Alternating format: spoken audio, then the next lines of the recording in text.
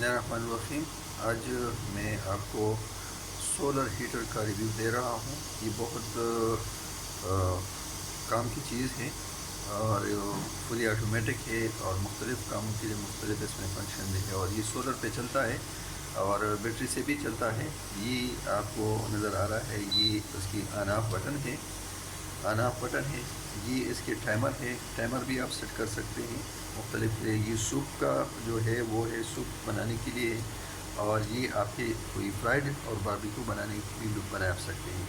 अगर आपने इसको ऑन करना है, ये ऑन ऑफ से बटन से ऑन ऑफ होता है, यहाँ पे टाइमर सेट होता है और ये उसकी हीट को कम और ज़्यादा आप कर सकते हैं। तो ये आइए इसकी फंक्शन देखते हैं। ये ऑन ऑफ बटन है, ऑन करने के बाद इसको ऑन करें, ऑन करने के बाद इसको जो फंक्शन बटन है, फंक्शन बटन आप प्रेस कर ले और फिर यहाँ से आप अपनी मर्ज़ी के मुताबिक टेम्परेचर यहाँ पे देके सेट कर सकते हैं। 300, 3600, 3000, 3500 तक जो है ये इसकी जो है मुख्तलिफ वो आपको वोल्टेज देता है।